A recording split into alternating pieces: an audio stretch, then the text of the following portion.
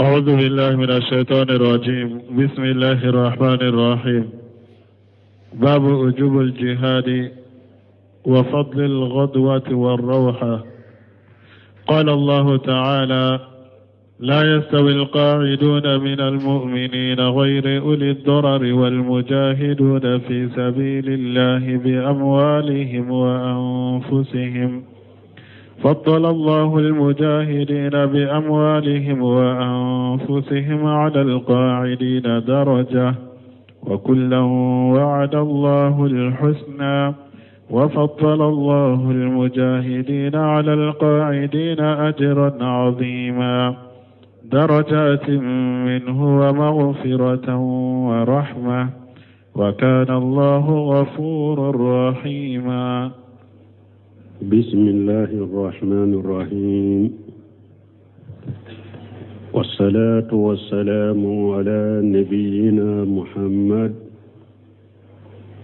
وعلى آله وأصحابه وسلم تسليما كثيرا. سبحانك لا علم لنا إلا ما علمتنا إنك أنت العليم الحكيم. أستغفر الله الذي لا إله إلا هو الحي القيوم وأتوب إليه. اللهم انفعنا بما علمتنا وعلمنا ما ينفعنا وزدنا علما. بيه تراتا سوية إجريا باكلاني كمناني أني بناني أنورو شهر شعبان من هجرة سانكالو شيغنا بيسوني وطاني فلاني. ميلادي نصارى كجاتي با فلاني مغاني دورو سانكالو فلانا بيسوني وطاني كليناي. أمبي دورا مسجد رجاق وامبو كنو درسوا بالحافظ النووي أكا كتاب كنو رياض الصالحين. بوندا مناكو جهاد واجبلي أني فسمانتيا من بالا كسولي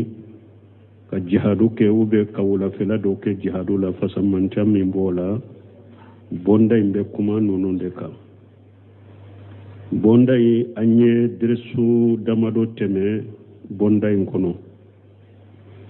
ni aya min kalanan kafana dresu temene anye ne aya sarahu damina wakati yan sura kono bi aya inna ambe wuli yoro mi sarahula wa qawlullahi ta'ala alaka kuma مسمين كرو تاليندو لا يستوي القائدون من المؤمنين غير أولي الضرر والمجاهدون في سبيل الله بأموالهم وأنفسهم. alakum mogo munun be sigi mu'minu munun be sigi nu teta jihadu la daruratu la fana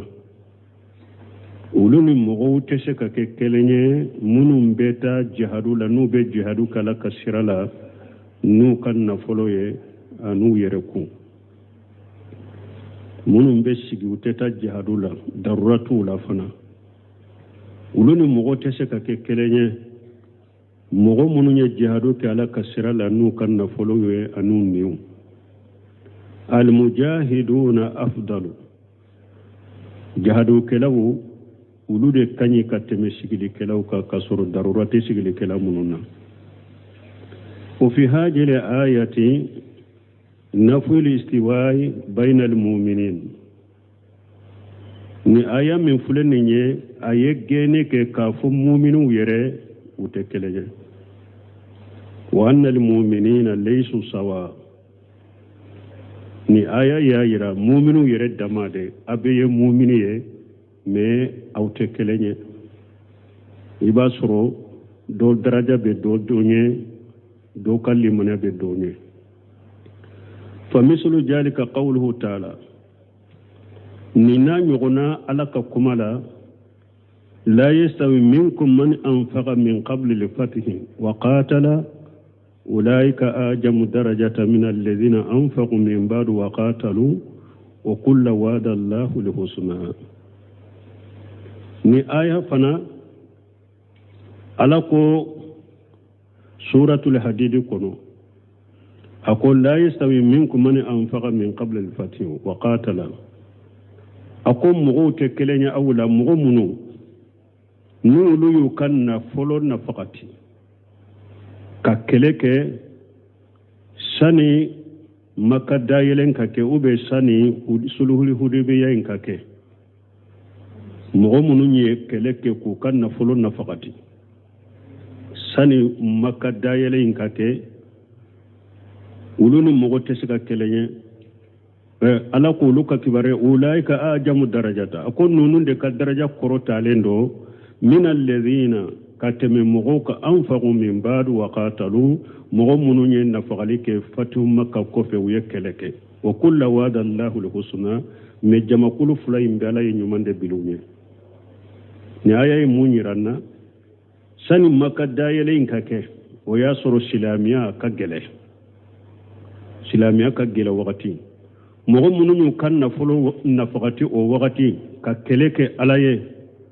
ulu daraja koro talendo kateme mogo ka mogo mununye keleke kan nafaqati ke makka dayele inkofe parce que makka dayele kofe no ya kera silamiya la mununya agelema wakati ta ulu daraja koro talendo kateme mogo ka mogo munun fana ye ademe anogo yalen kofe wa kullame numbe koni ala ye nyumande bilubenya ni aya do suratul hadid ko wa naful istiwa'i fil qur'an al aziz kashiru qur'ana kono damakelenyi kafun nunun damakenye nunun madamakenye ninni utekelenye o kacha qur'ana kono damakenye le geni qur'ana kono o kacha de aya do kono ala ko قل هل يستوي الأعمى والبصير أم هل تستوي الظلمات والنور aya do kono ala ko mogo menye finyeto ani min be yeli ke wulu ye kelenyewa ala ko mogo finyeto ani mogo min be yeli ke kelewunte awa ko dibi un fona ani noro te kelenye ko be suratu rad kono aya wure kono ala ko ma yastawi li baharani haja ajibun furatun sa'iqu sarabuhu wa haja milhum ujaz ala ko baji fulayin fana te kelenye baji fula fana damala kelenyente baji dobe baji mi ale ji atimilendo amini kanugo min bagama ani min baji doyi ale kogola madero akogoya ingiriyalendo fana atese kammi esogo baji fula ye kelenyewa nimbaji fula fana te kelenye wale ayatu kashiratu ayaw kachanni nade uhibbu bunesemuna ko alayya kanu an unabbiha huna ala kalimati yutliquha ba'du an-nas qad yuriduna biha khayra wa yutliquha ba'du an-nas yuriduna biha sharra bunesemuna ko ni yorola ko ale ba fe kamo hakili jigi kuma dola ako kuma do ba fo iba soro do be kuma info be hera de nyini nayi do fana be kuma info ube juguman de nyini nayi wa hiya qawluhum wa yakuma jumaye abe mugo ka kuma la inna ad-dina al-islamiyya dinul musawati munun ba fu ko islamiya dina ye dama kelenye ni dina de mana islamiya dina dama kelenye ni dina de do ambe kelenye islamiya ye be dama kelenye de ha ayen yoro krosa bolo de munun ba fu ko islamiya ye dina minye dama kelenye dina de do islamiya ye ambe dama kele kambe ke kelenye de fa haja kadibu ala dini islam akon ni nyek kalon de islamiya dina ka ni nye galonde kada silamiya dina ma ko silamiya dina ye be dama kenye galonte nimbo akon ni nye ka galonda silamiya dina la li anna dina al-islamiyya laysa dina al-musawati parce que silamiya dina te dama kenye ni dina ye dinu al-islamiyyu dinu al-adl silamiya dina yede ko tilenya dina silamiya dina ye tilenya dina me dama kilenyiri dina de silamiya dina ye o tede silamiya de ko tilenya dina wa huwa ita'u kulli shakhsi ma yastahiquhu tilenya munye silamiya mugo kelen keleni min ka bo dima mugo kelen kelen eni daraja ni jojoro min ka silamiya do ode dima fa iza istawa shakhsani fil ahqiyati fa hina yaji yatashawani فيما يترتب على هذه الأحقية نا يصر سلاميا فلاد مغفلاد بيو أو بي كلين كودولا سلاميا بي أو دمكني وكولا ni أو بي كلين كودولا سلاميا بي أو دمكني وكولا أما مالي اختلاف فلا من نا يصر أو تكلين كودولا سلاميا أو دمكني ولا يمكن أن يطلق على أن الدين الإسلامي دين مساواة أبدا أكسك كي أنك فو سلامية دينك كو سلامية دين يدمك لين الدين دي أمانك أكفو أتبين أنكو فو أبدا بل إنه دين العدل مسلامية دين يكتلين الدين لقول الله تعالى alaka kuma koso nunu ulama rabbani nunu de to arrasikhuna fil ilm ute kuma side fo nu uyereyete ni delela tubulo kuma minna tumama ko islamiya dina ye tilenya dina ye damakelenya dina te akwa dele munye alaka kuma koso إن الله يأمر بالعدل والإحسان وإيتاء ذي القربى قرآن كون سورة النحل ألا بمغنيا مراني تلنيا دي أني نيوما أني كي كبال مسروحة كدوما هذه كلمة الدين الإسلام دين المساواة من كلمة من فلان كو سلامي الدين دمكلني الدين قد يطلقها بعض الناس يريد بها الشر دو بين كما فمي بي تيالي دي لا نيني ناي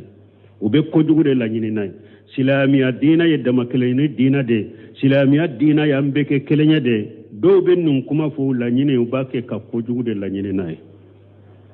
فمثلا مثالي لا يقول لا فرق بين الذكر والانثى do ba foko difference farago site cheni muso cheni muso be kelanye dinul islami dinul musawat cheni muso be kelanye islamiya dina dama kelanye dina de amma ansi hasoya sima cheni muso be kelanye do ba fo ni hakilin nay adinu dinu musawati uba fo dina ye dama kelanye dina de al unsa أتوها من الحقوق مثل ما توتون الرجل نكما ينكسو نحكينا ينكسو موسو ويه حكي ودو دي موسو ما ويه حكي منون دي تيما ويو نيغونا دي موسو ما مغو منون ني حكينا بولا كو دينا سلامي دينا ني تيلي ودمكلني دينا دي موسو ني تيبه كلني ني حكينا بي مغو منون بولو uye hakke do di musoma uye hakke munun di chewmo uyu nyuguna di musoma ulu hali wilayati uye muso bila nyema yawula si sote nyema yawu jamana marali yoro marali bondaw do nyema ya uye muso bila wala ko pasige cheni muso be kelenya ka muso ke yoro do ka nyema أجالوها تفعل ما يفعل الرجال ويمسوك تشو بفيو فينك مسوبا نغنك لما جاء وينك منكما لأن الدين الإسلامية دين المساواة كوبس الإسلامية دين دمكلين دين دينو تشين مسوبا كلين hake beceye jamana kono hake beceye maralila o nona be muso fanay ko parce que silama dina ni dama kala ni dina de ali istarikiyuna yaquluna mugo munun fana ko ko mugo be dama kelenyen do marafemu na ulu fana bafo adinu dinu musawati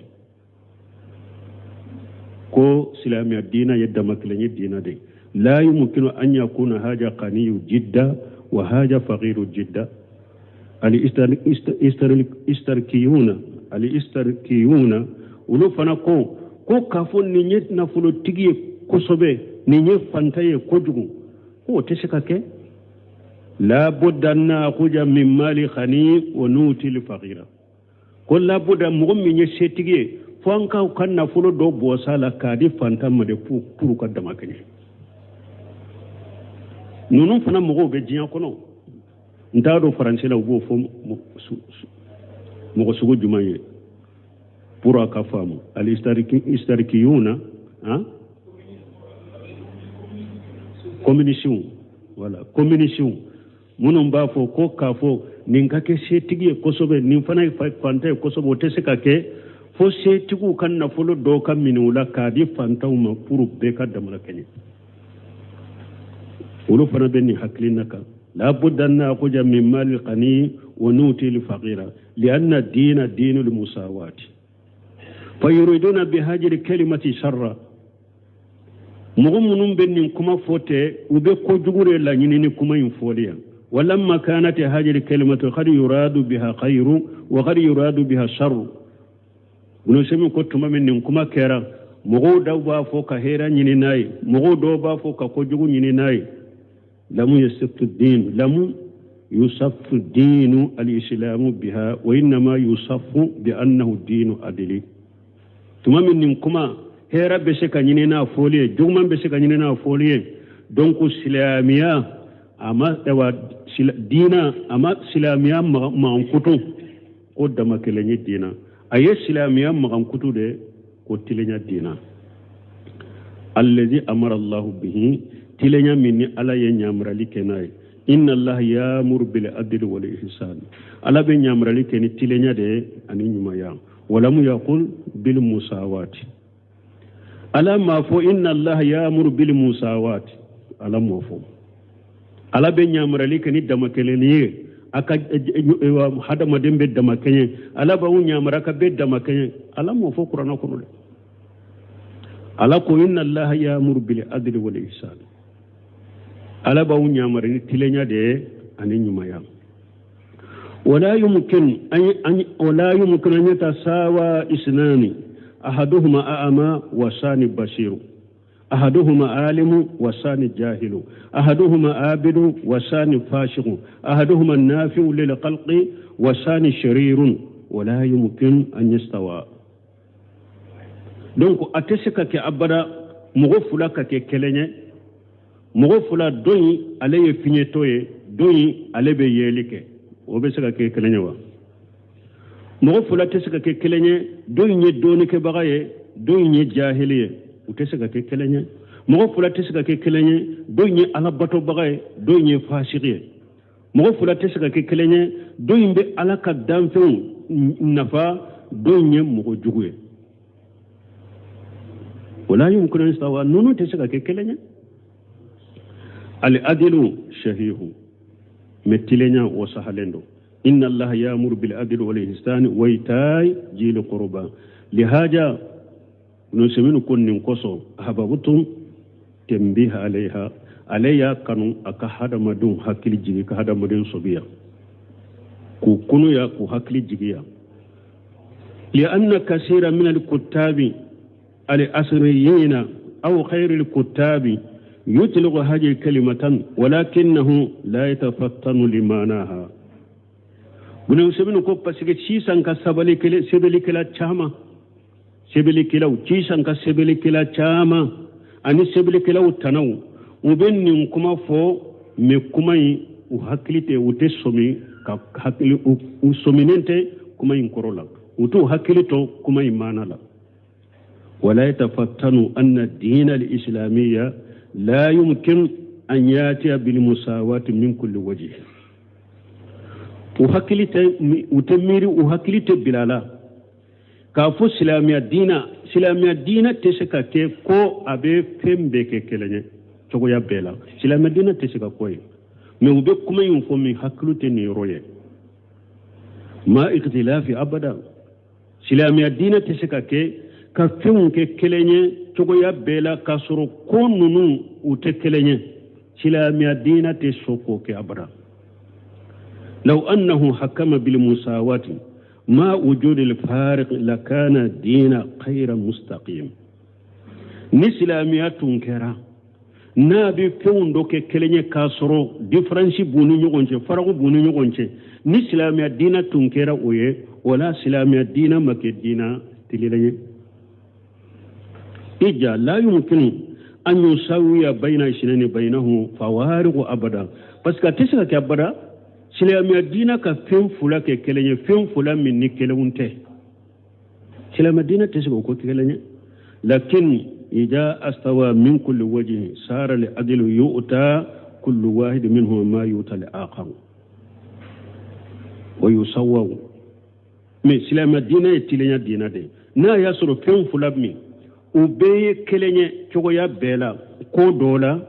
donc silamiya dina abe nunun da makanye ni fem munu ubeye kelenye cogoya bela silamiya dina e tilenya dina de donc abe ulu mo fem fulala a kelen ni min kaka silamiya dina bo da ama ku ke kelenye wala ya ni haja huwa li adilu la nyini ninde tilenya silama dina na aw beye kelenye ko dola cogoya bola beni min kaka silama dina bo dima kawda makanya ni de tilenya wala kulli hal la hala bela fa hadhihi kalimatu yanbaghi li talib al ilm an yatafattana laha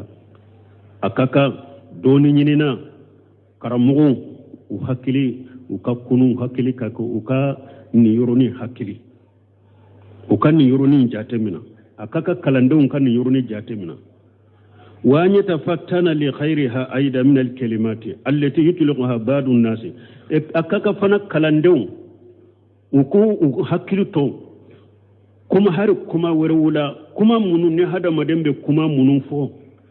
akaka kalande ika i janto kuma fota nunna kuma munun be fo iki hakilito ula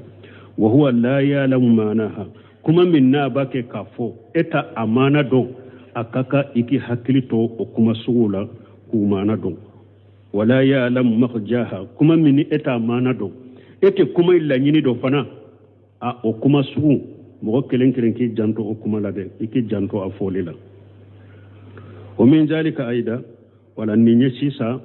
ayette mbihu ke yoromi ka fo dina yedda makelen nyini dina de mo ki janto nyiro la ikakunu dina te dama kelen dina yedda nin koso de nu ye ce ni muso be ke kelenye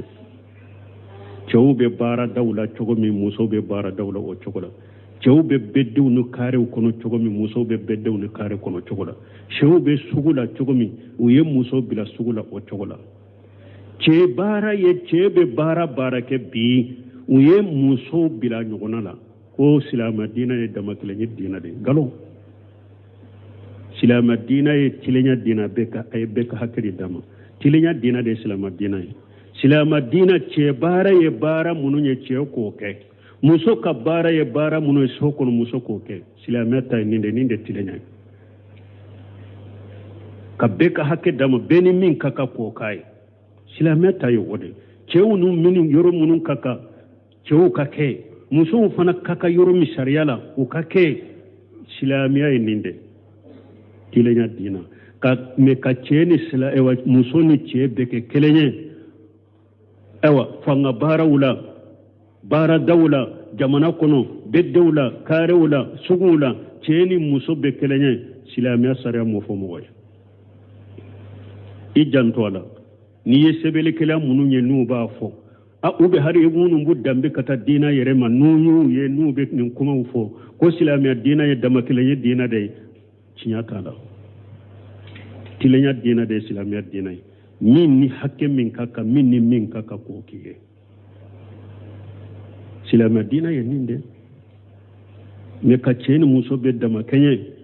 hari maralin wula hari chake daw talila donc o debbe silamiya sari ala de donc mo kan ni famu a ye hakkili jigi kɛ nin kuma la nin yɔrɔ la o kɔfɛ a b'a fɛ ka kuma wɛrɛ fana ka mɔgɔw hakkili jiga la a ko wa min zalika ayda qawlu badihim a b'o o kumaw n'a ɲɔgɔnna na tuguni a b'a fɛ ka hakkili jigi kɛ min na mɔgɔ k'i janto kuma in fɔli la dɔw ka kuma allahumma inni la as'aluka aradda liqada'i walakin as'aluka lutufa fihi o dɔw ye nin de fɔ aw ye ɲininkali la ko n'an ka darisu bɛ Samu Riyadi kɔnɔ a ko dɔw b'a fɔ n'u ye duwawu kɛ u b'a fɔ n tigi Ala ne t'a ɲini fɛ i ye latigɛ min latigɛ ka na ne ma n t'o latigɛ in ɲɔnini na sagelen n t'o ɲini fɛ dɛ n t'i deli o la dɛ n b'i deli de i ka hinana latigɛ in na dɛ mais latigɛ in sagelen ka bɔ n ma n t'i deli o la dɛ n b'i deli min na i ka latigɛ n'i y'a bɔlen ka jigin kan i ka hinana latigɛ in kɔnɔna la a ko hadihi kalimatu azimatun la tazuz a ko nin ye kumaba in n'i y'a fɔ dɛ nin kuma fɔli tɛ daga nin kuma fɔli tɛ daga dɛ la as'aluka radda liqada'i n t'i deli i ka latigɛ sagi a ko nin ye kumaba ye kuma min n'a tɛ daga i k'a fɔ dɛ waqad qala an-nabi sallallahu alaihi wasallam k'a sɔrɔ ciden fana ko la yaruddu al-qada illa du'a ciden ko foyi tɛ latigɛ sagi ni duwawu tɛ o dɔw ma fɔ an bɛna ma foyi tɛ latigɛ sagi ni duwawu tɛ bon mais ni duwawu ye latigɛ sagi a t'a wuli an ye min fɔ ala ye latigɛ min sɛbɛn lahul mahfuz la duwawu in tɛ se ka lahul mahfuz ta tɛ se ka yɛlɛma dɛ mais i b'a sɔrɔ ni ciden ko duwawu bɛ latigɛ foyi tɛ latigɛ sagi ni duwawu tɛ i b'a sɔrɔ ala y'a latigɛ lahul mahfuz la ko ni latigɛ ni ala y'a latigɛ n'a y'a latigɛ n y'a sɛbɛn a bɛ taa karasa la mais min b'a to a tɛ se karasa la a bɛ sagi a bɛ nun duwawu de kɛ latigɛ in bɛ sagi i b'a sɔrɔ fula bɛɛ de sɛbɛnna ala y'a latigɛ ala y'a sɛbɛn lahul mahfuz la nin ko in bɛ n'a latigɛ nin ko in bɛ taa karasa ma mais ni a taara karasa ma min b'a sagi n'a tɛ s'a ma a bɛ nin duwawu de kɛ nin duwawu b'a sagi a ma ka bɔ a ma n'a ye duwawu in kɛ dɔrɔn a bɛ sagi u bɛɛ de bɛ latigɛ u bɛɛ de bɛ sɛbɛn ija da'uta Allah ta'ala bikasfi dur ija da'uta Allah ta'ala bikasfi dur ni ala deli ko aka tora wuli ka boyka fa haja qad kutiba fil ajali fi lahul mahfuz imaya akon ni ala degi kuntigi ala nin tora wuli ka bonneka iba soro ko tora nin duwawi be tora wuli ka boka ika o fana sabire de pigale lahul mahfuz la o fana sabire de pigale lahul mahfuz la ko ibe nin duwawke aben nin tora korota ka boyka أن الله تعالى يباسر السبيل دي بيغالي له المفوض لا أن الله تعالى يرفع حاجة ضر عنك بدعائك يباسر السبيل له المفوض دي بيغالي كو ألا بنين تورا كورتا كبو كرساكا نينين دواوية فكله مكتوب أو فلا بيدي سبيرا لا تيجي سبيرا يدي كن نين دواوين دي باسا وفنا سبيرا يدي وأنت إذا قلت من ني اكو لا اشالك رد لقضاء الله نتي اوا ادلي يكلا تيجي ساجي كبوما ولكن اشالك اللطف فيه بيدلي يكهننا لا تيجي كوننا دلا كانك تقول لا يهمني ترفو او لا ترفو abekom ekal la nyini ka dawun la nyini munye ba fe ka fo ala e wan tigi ala nim balaw ka kurta ka bonneka ama kurta ka bonneka ne hammitoye نك همي توي ولكن نك همي مونيه ولكن الأولى أن يطلب الإنسان رفع كل ما نزل به ما نمو منكو على نتي دلي يكال لاتيجي سجده بي دلي كهيننا لاتيجي كونونا دلا أبيكم من إنتي لا مو إكال لا نيرباك كايرالا أو لاتيجي مولينا كاولي باليتي نك همي avec comme il va que quoi de faux mais min kaka ika anyini ala fere ko ewa latige min jigine kaka kurta ninde kaka ninde fode min jigini ka ala ka kurta ka boyka ode ke fala taqulu kanafu allahumma la ashaluka raddal qada'i walakin ashaluka lutfa fihi kananin fode ala neti deli ikal latige kurta ka bonka me mbi deli ka hinnala konna dela kananin fo ولكن من قل اللهم إني أسألك لعفوا ولعافية اللهم أسفيني من مرضي اللهم أغنيني من فقري اللهم أقضي عني ديني اللهم علمني ما جهلت وما سبه ذلك إكانك من فو إكا فونتك ألا مبيدلي إكا يا فنما مبيدلي لا فيالا نندفو ala mbiddeli ya fala mbiddeli lafiyala ala nkene ya bana min benna nkene ya kabo bana ina nka bana nkene ya ninde fo e kankan ninde fo ala neke shetigi ka fanta ya bonka ninde fo ala nka juru sara ka bonkanna ala nte min do la duniya la ununa nyogonaw afotende wa qala an-nabi sallallahu alaihi wasallam nabiyuma ko ala katanuna kishibaka لا يقول أحدكم اللهم أغفر لي إن شئت حركة دولة كليك الدولة كنا فنتجي ألا يا فنما ناكديه كنا ننفو الدولة كلين كنا فنتجي ألا يا فنما ناكديه وهي أهون من اللهم إني أشالك رد الخداع أو تيدين كو هاري كنا ننفو كان نغو كتميكا فكون تجلا نتي دلي إكالا تيجي ساقي كبوكا ala ya fanne man na kadiye ani ala nti daliki kala tigin kurta ka bonka juman kano ha ka fon tigi ala ya fanne ma na kadiye o kan go kateme ka fonne ala nti daliki kala tigin yele maka bonka ha o man go na yewa me wona tabe min kan go yere cide ni balawla janko doy min kan go yere cide ni balawla janko doy ko ni لا يقول أحدكم اللهم اغفر لي إن شئت أدولا كلين كنا فون تيجي على يا فما ني ودياري يا فما نا أدياري إكنا نيفو اللهم أرحمني إن شئت على ننما نا يجي كنا نيفو ولي أزم لي مسائل تشيدون كوي كان موفو إكدان تيجي إكدليل كاري إكدان تيجا كاري على أنك جنوبو يافا على نما نندفو مكنا نا يجي كانوا فراكا إكدان تيجي كدليل كدروي إكالا دليل ولا فإن الله تعالى لا مكره له بس الله جاكوا بغتي على له جاكوا اللي بغتي على كرب اللي كلاتي على لا فوي وفي اللفظ أبي حديثان كما دولا فإن الله لا يتأجمه شيء أتاه على لا يفهم وفندي مغموت بنيا على نيكرو فوي ما بنيا فوي مامبو على نيكرو كوكي مغوي wala e kana fo na kadiye nin kenya man akure munye na kadiye ya famma na mande kana ya famma na kadiye ala nema na mande kana nema mo kanga ni fo ciden ko na ikana nin fo e kaddanti ala ka delilika ala ya famma ala lahinna ja ko bagati ala lawo e wala te foydi mo ma fana na be bonya nyokoro warju minkum hina jara tambih wala hatini kalimatayn bun kasiru e bun museminu ko rahimahullah ko ale ba jiga ufe tumami ko aleye hakili jige kenin kuma fulala ad-dinu al-islami dinu musawat ka fo islam adina da makalani dina de aleye aka hakili jige min keninka ko sawaba kuma ta kanafo anifana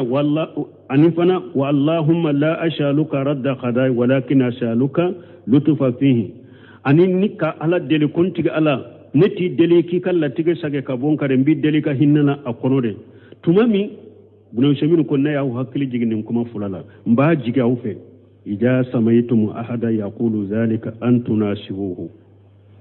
naye mugo me abennin kuma una nyugona fo ayeko nanja kai ko abawu jigi abo kede alaya hakili jigili min kenin kuma fulala ko mugo kana to kanin kuma fulaka kuma nuye aka ewa tembihuna ka hakil jigin kofe kata uma abawo jigi awfe ni mugo min niye mugo ya bennin kuma fula dola kelen fo akunnan jiya watata'awanu alal birri wattaqwa ayi nyogon deme hera koka aka nyogon deme alayan sernya kuka ni balima doya ba e somin e balima doya ba fo ko islamiya dina da makalaye dina de kunnan jiya kai nin kuma melen ko fe bolo kunnan jiya kai ka fo karasan nin kelima in toy nin kelima in sahalente islamiya dina e tilenya dina de me islamiya dina te da makalaye dina de parce que dama keleni ala yo ge qur'ana kono aya chaman de la ko me ante meno misali ala chogomi ni ya me mugo dola abake kaddo ken tiga ala mi delile ikal latige sage kabonka mbi deli ka hinena latige kono de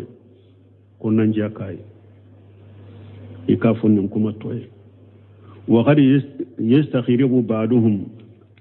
haja bodu mugo dobe kafa ko nina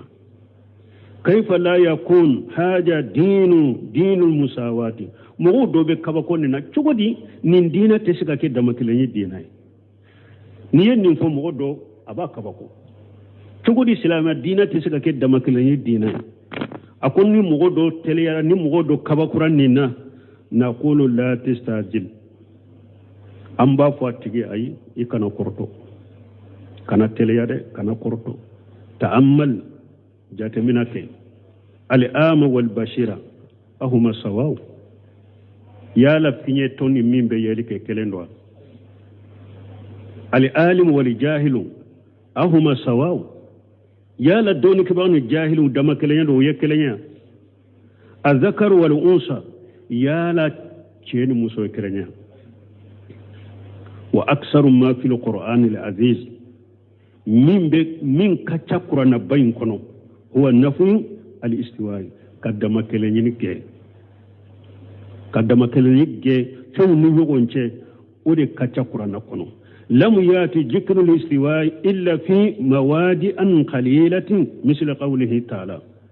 دم كلني منا آية القران كونو دم كلني منا القران كونو فو يرو دمادو يرو منون كدو مثالي لالك كما ضرب لكم مثلا من انفسكم هل لكم مما ملكت أيمانكم من شركاء فيما أرزقناكم وأنتم فيه سواء على القرآن كنو أكو على يتالين دو غوشي كتالين بو أو يرلا يالا أو يري جون أو يري بولو يجون منمرا أو يري بولو يجون منمرا هل لكم مما ملكت أيمانكم من شركاء فيما أرزقناكم فأنتم فيه سواء أو يرب بولو يجو منو مرا يالا نفر من بي أو بولو مرا في منو باو بولو ألا ياو غرجة نفر من مرا في منو يالا أو ناكا جو نكلين ولا ها أتي أنا كجو نكلين ولا فالمراد نفي المساواة نيرو لا دما كليني نانا مي لا يني يرك دما كليني دكي هل لكم هذا الاستفهام بمعنى النفي ناكو هل لكم من فلن ني فامو ني دو فامو ني من دو جيني دو هل لكم مما ملكت ايمانكم من شركاء فيما رزقناكم وانتم في سواء يا لو او كبلو يجو منمرا يا لو فرلمبا او كلا يا غرجاген نفلو من فرلمبا او كان نفلو لوا نينتكو من نكليوا جابو يموني والجواب لا جابو يموني اي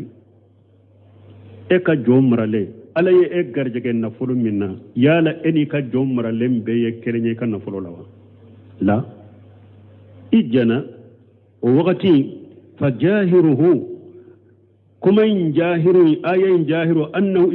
isibatun musawati ayayin jahiru be dama kelenyini de sabati wala amru laysa kajalika me koto chokolate ni e ayayin jahiru laje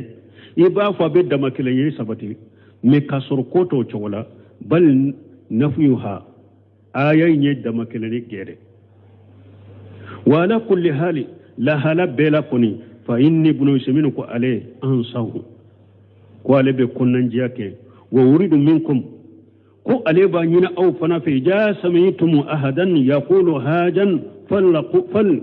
yaqulu hajan فقل له لا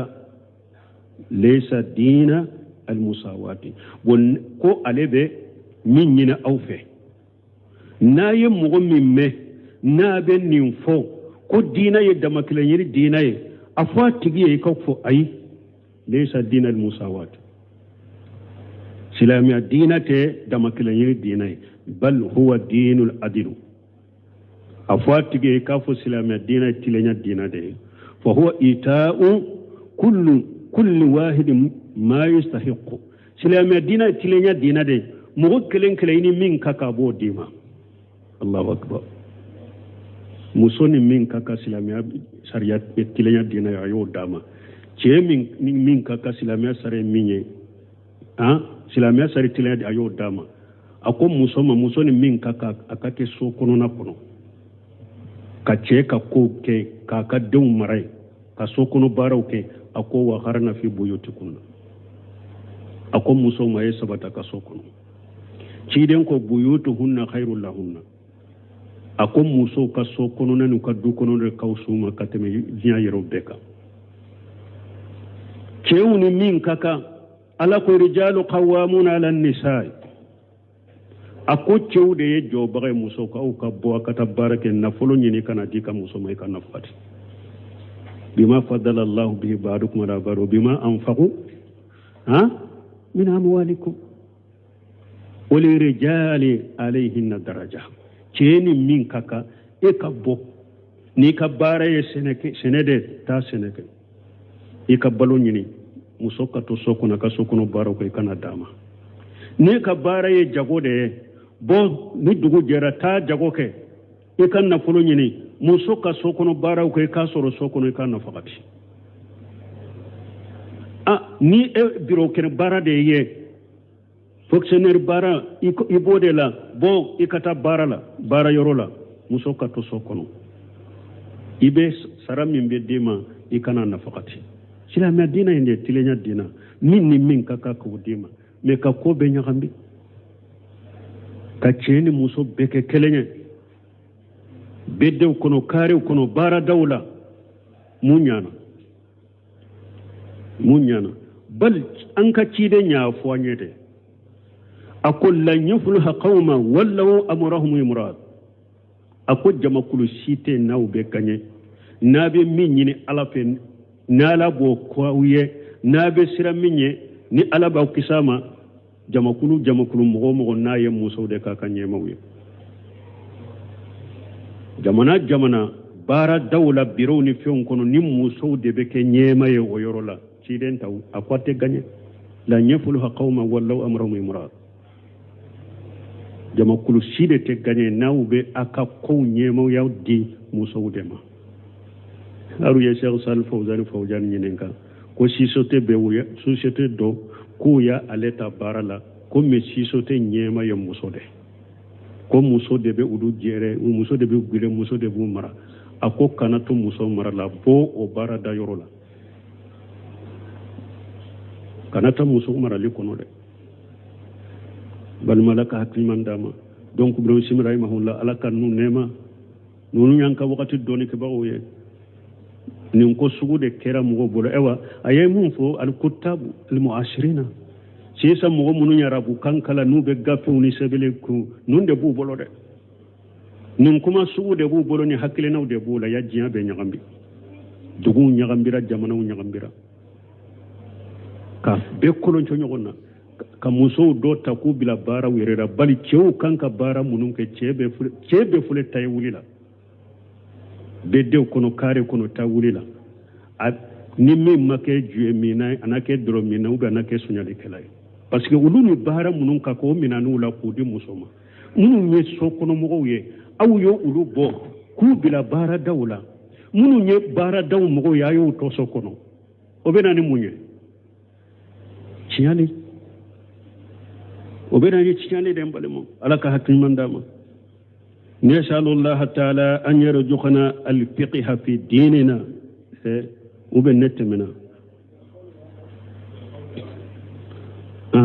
والقول الآخر كما دوي لا أسألك رد لخداي نتيني نكان تيجي عليك الله تيجي سجي كلام لقوي باتركما وقضاء الله أن يرفع عنك المرض وأن يرفع عنك الجهل ألك الله تيجي أن يرفع عنك المرض ألك الله تيجي كبنا كرتك بويك ويرفع عنك الجهل أك جاهليتك بويك ويرفع عنك الفقر كفنتنيتك بويك ولا تقول هكذا donc e kana fo ko ala ntil inta anyini fe iki kala tige wuli ka bunka ni nyabatra kuma de parce que ala kala tige kono ala ya alla tige de ha ka bana korota ka bo mugoka ala ya alla tige de ka jahiliya korota ka bo mugoka ala ya alla tige de ka fantanya korota ka bo mugoka donc e kana fo ko ala kanu korota ka boyka bal qul allahumma afini e kanka min fo ka dawla akonti ala lafiya اللهم أرفع عن البلاء والوباء على بلاو أني بنو وكورتا كابونكا وما أصبح ذلك أني نوننا نيونا إكافون نيجودلا نشاء الله تعالى نكوفي أكو أمبي على دلي مسامين كورتا لندو أن يرجعنا الفقه في ديننا على كان أنجرجك فامولا أنك ديننا ولا يجعلنا إمؤة نقول ما يقول الناس ولا ندري ما نقول ambe ala delala kananke mogo mi alebe hada madu no fetende ni mogo ye min fodura fana ba fo haratan amana na korodo ambe ala delala kananko mogo yede wallahu limuwaffiq inshallah dersu waqti sera ya subhanakallahumma rabbana bihamdika ashhadu an la ilaha illa anta astaghfiruka wa atubu ilayk أعوذ بالله من الشيطان الرجيم بسم الله الرحمن الرحيم باب وجوب الجهاد وفضل الغدوة والروحة قال الله تعالى لا يستوي القاعدون من المؤمنين غير أولي الضرر والمجاهدون في سبيل الله بأموالهم وأنفسهم فضل الله المجاهدين بأموالهم وأنفسهم على القاعدين درجة وكلا وعد الله الحسنى وفضل الله المجاهدين على القاعدين أجرا عظيما درجات منه ومغفرة ورحمة وكان الله غفورا رحيما بسم الله الرحمن الرحيم والصلاة والسلام على نبينا محمد وعلى آله وأصحابه وسلم تسليما كثيرا سبحانك لا علم لنا إلا ما علمتنا إنك أنت العليم الحكيم أستغفر الله الذي لا إله إلا هو الحي القيوم وأتوب إليه اللهم انفعنا بما علمتنا وعلمنا ما ينفعنا وزدنا علما بيه تراتا سوية إجريا باكلاني كمناني أن بناني أن وورو شهر شعبان من هجرة سانكالو شيغنا بسوني وطاني فلاني ميلادي نصارى وكجاتي بافلاني مغاني دورو sankalo fulanna bisunye watani kelena ambe dawra bu masjid rajaq ambo kono darasu be al-hafid an-nawawi aka kitabu kono riyadu salihin bonda minna ko jihadu wajibili ani pasamantia mimbala kasoli ka jihadu ke ube kawula fela do ke jihadu la fasamanta min bola bonda imbe kuma nononde ka bonda yi anye dirsu damado teme bonda in kono ni aya min kala nan ka fana dirsu temene anye ne aya sarahu damina wakati yan sura kono bi ayayna ambe wuli yoro misrahula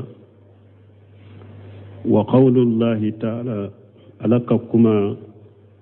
مسمين كرتالين دو لا يستوي القائدون من المؤمنين غير أولي الضرر والمجاهدون في سبيل الله بأموالهم وأنفسهم alakum mogo munun be sigi mu'minu munun be sigi nu teta jihadu la daruratu la fana uluni mogo tese ka ke kelenye munun beta jihadu la nu be jihadu kala kasira la nu kan na folo ye anu yereku munun be sigi teta jihadu la daruratu la fana uluni mogo tese ka ke kelenye mogo munu ye jihadu ke ala kasira la nu kan na folo ye anu niu al mujahiduna afdalu jihadu kelawu ulu de kanyi ka teme sigili kelawu ka kasoro darurati sigili kelawu mununa وفي هذه الآية نفي الاستواء بين المؤمنين ni aya min fulani ye aye gene ke kafu mu'minu yere utekeleje wa anna almu'minina laysu sawa ni aya ya yira mu'minu yere damade abe mu'mini ye me autekeleje ibasro do daraja be do donye do kallimuna be donye fa mislu jalika qawluhu ta'ala nina nyogona alaka kumala لا يستوي منكم من أنفق من قبل الفتح وقاتل أولئك أعظم درجة من الذين أنفقوا من بعد وقاتلوا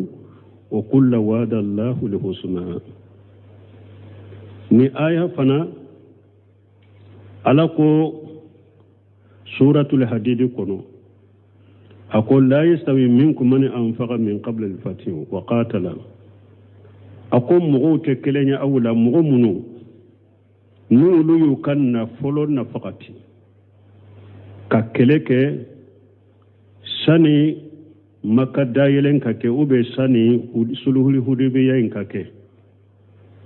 mugo munu nye keleke ku kanna folo nafaqati sani makada yelen kake uluni mugo tesika kelenye ala ko luka kibare ulaika ajamu darajata akon nunun de ka daraja korota lendo min alladhina katame mugoka anfaqu min ba'du wa qatalu mugo mununye nafaqalike fatu makka kofe uyekeleke wa kullu wa'da Allahu al-husna me jamakulu fulay mbala yenyumande bilunye ni aya munyiranna sani makka dayele inkake o ya soro silamiya kagele wakati mugo mununyu kan nafolo nafaqati o wakati ka keleke alaye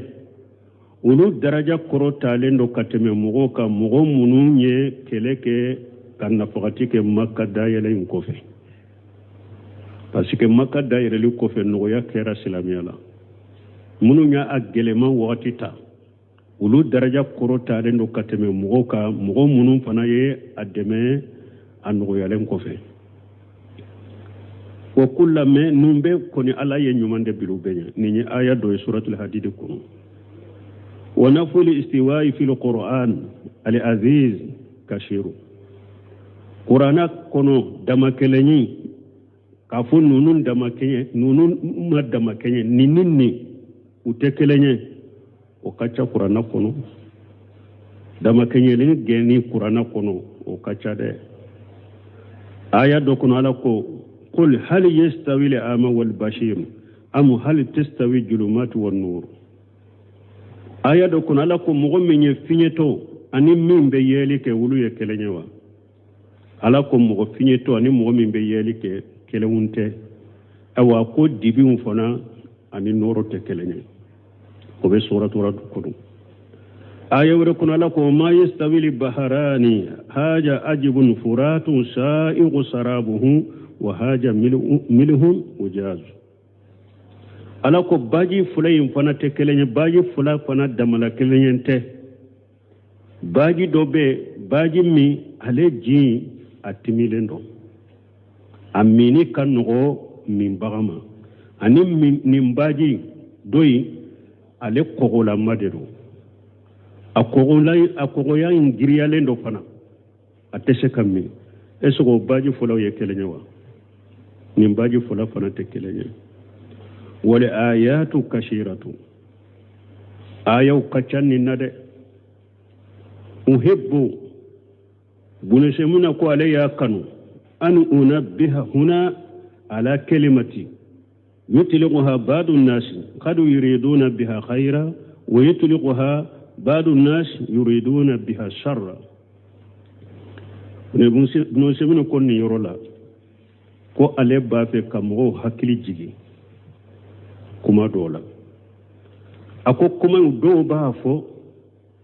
يبا سرولو be kuma info be hera de nyini nayi do fana be kuma info ube juguman de nyini nayi وهي قولهم ويكما جمعي أبي مغوكا كمالا إن الدين الإسلامية دين المساواة منهم بافو كو سلامية دينا يدمكلني للدين دي معنى سلامية دينا دمكلني للدين دي دو أمبي كلني سلامية يبي دمكلني دي أين يروكو رسا بولو دي munun ba fu ko silamiya ye dina minje damakele dina de silamiya ya ambe damakele kambe ke kelenye de fa hada kadibu ala dini islam akon ni nye galonde islamiyya dina ka ni nye galonde ka da islamiyya dina ma ko islamiyya dina ye be damakenye galonte nimbo akon ni nye ka galonda islamiyya dina la لأن الدين الإسلامية ليس دين المساواة بس كإسلامية دين تدمكلين الدين دين الإسلامي دين العدل إسلامية دين يدكو تلين الدين إسلامية دين يتلين الدين مدمكلين الدين دي إسلامية دين وتد إسلامية دي كو تلين الدين وهو إيتاء كل شخص ما يستحقه تلني مونye سلاميا موكلن كلني منك كابو ديما موكلن كلني اني درجه ني جوجور منك كسلاميا بو ديما فإذا استوى شخصان في الأحقية فهنا يجي يتشاوان فيما يترتب على هذه الأحقية نا يصر سلاميا فلاد مغفلاد بيو أو بيه كلني كودولا سلاميا بيه أو دمكني وكولا ni أو بيه كلني كودولا سلاميا بيه أو دمكني وكولا أما ما لي اختلاف فلا من نا ياسر أو تكلني كودولا سلاميا أو دمكني ولا يمكن أن يطلق على أن الدين الإسلامي دين مساواة أبدا أكسكك أنك فو سلاميا دينك كو سلاميا دينا يدمكليني دينا ديه أمانك أوكفو أتبين أنكو فو أبدا بل إنه دين العدل مسلاميا دينا يكوتلين دينا لقول الله تعالى ألككم وقصو نونو علماء الرباني نونو دتو الراسخون في العلم وتكما سيدي فو نو يريت ندل لا توبلكما منا تمام كو اسلاميا دينا يتلينا دينا دمكلني دينا تي اكو دلay munye alaka kuma koso inna allaha ya'muru bil adli wal ihsani wa ita'i jil qurba qur'ana kono suratul nahl alako alabe mugo nyamarani tilenya de ani nyuma ani kika bal masru hakke duma هذه كلمة دين الإسلام دين المساواة من كلمة من فلنية كسلام الدين دمكلنين الدين قد يطلقها بعض الناس يريد بها الشر دو بين كما فمي بيت يالي لا ينيناي وبكوجو لا ينيناي سلامي الدين دمكلنين الدين دي سلامي الدين يامبك كلنيا دي دو بين كما فو لا ينيناي وباكي كوجو لا ينيناي فمثلا مثالي لا يقول لا فرق بين الذكر والأنثى دو با فوكو ديفرنسي فرق سيتي تشيني موسو تشيني موسو بكلني دين الإسلام دين المساواة cɛ ni muso bɛ kelen ye silamɛya diinɛ ye dama kelen ye ni diinɛ de a ma an si hasoya si ma cɛ ni muso bɛ kelen ye